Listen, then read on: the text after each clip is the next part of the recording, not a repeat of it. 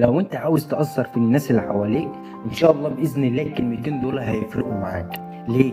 علشان لما بيجي حد فينا بيغلط، انت لما تيجي تستقبل الغلط ده من شخص ما، يعني مثلا صديق في الشغل غلط فيك، قال كلمة ما ينفعش ان هي تتقال، عمل فعل معاك ما ينفعش ان هو يتعمل، اي شخص ما عمل حاجة غلط معاك انت، فانت بتيجي انت تتكلمه وانت غلطت وانت عملت وانت عارف انت غلطت مع مين، انت عارف انا مين وانت عارف، فتبدا انت تعظمها في نفسك وتقلل منه وتقلل منه، وتفضل انت تحسسه ان هو غلط ما ينفعش ان هو يغلطه.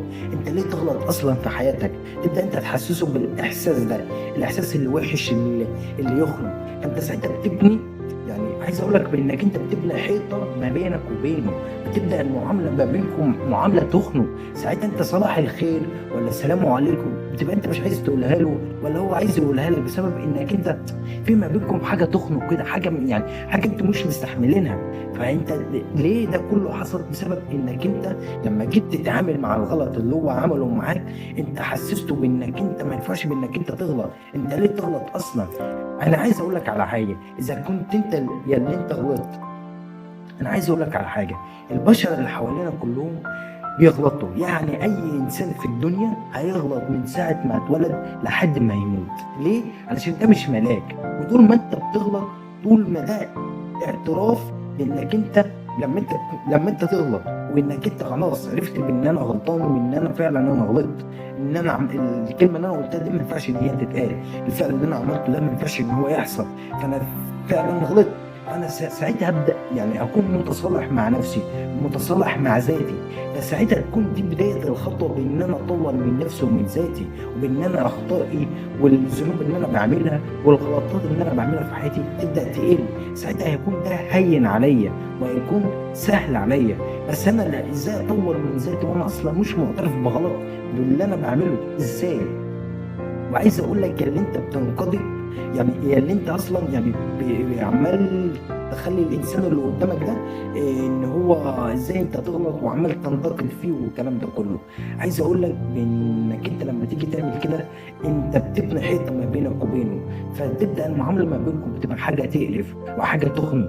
بس انت لما تكون متصالح معاه، لا انت غلطت ايه يعني مفيش فيها مشكله، إيه بكره ما تغلطش، بكره هتتعلم ان شاء الله، هتبطل وان شاء الله كذا، وتكون متسامح معاه، وتكون بانك انت تحسسه بانك انت عادي، انت انسان عادي انك انت تغلط و... ويعني لما تغلط، بس اهم حاجه لازم تطور من نفسك ومن ذاتك. الغلط ده مثلا ما دام انت بتعمله في اليوم 100 مره، مع مرور الايام تعمله مره 5 مرات، مع مرور الايام ما تعملوش اصلا. فتبدا انت تطور من بسبب انك انت متسامح معاه، فيبدا هو نفسه يطور من ذاته. فانا عاوز اقول لك انك انت لما تبقى بتعمل كده معاه، ساعتها انت بتبني جسر ما بينكم، جسر بيخلي العلاقه ما بينك وبينه تكون مرنه، العلاقه ما بينك وبينه بتكون حاجه حلوه، يعني ما فيش حاجه فيها تخنق.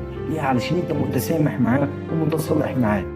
والكلام اللي انا بقوله ده يعني انا مش افتكست وانا قاعد على السرير وحاطط رجل على رجل، لا، الكلام اللي انا بقوله ده اتعلمته من واحد الله يرحمه وهو مات، اسمه ديل كارنيجي، مؤلف كتاب كيف تكسب الاصدقاء وتؤثر في الناس. ده اللي انا اتعلمته وانا بقرا في الكتاب. لو اتعلمت حاجه تاني هقولها لك في فيديو تاني، بس ده اللي انا اتعلمته. واللي عايز اقوله لك في نهايه الفيديو بانك انت عادي بانك انت تغلط، بس انك انت لازم تكون معترف بانك انت غلطت علشان تبدا تحسن من ذاتك وتطور من نفسك. وانت اللي مثلا بتقابل ناس بتغلط في حقك، ولا بتقول لك كلام ما ينفعش ان هو يتقال، بتعمل معاك افعال ما ينفعش ان هي تتعمل معاك، عايزك بانك انت تكون متسامح. ليه؟ علشان انت لو بقيت متسامح مع ده وسندت ده ان هو يحسن من نفسه ويطور من ذاته، فيجي عليك بكره لانك انت تلاقي حد يساعدك وتطور من نفسك وتطور من ذاتك. ليه؟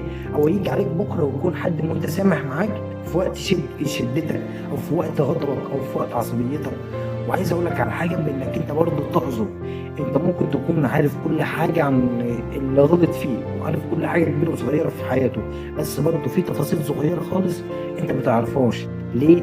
علشان كل واحد في الكوكب ده كله ليه حياته الخاصه. احنا عايشين على كوكب واحد، بس انا وانت وده وده وده وده ده كلنا لينا حياتنا الخاصه. كل واحد فينا ليه ظروفه ومشاكله وحواراته وافلاماته وكل حاجه.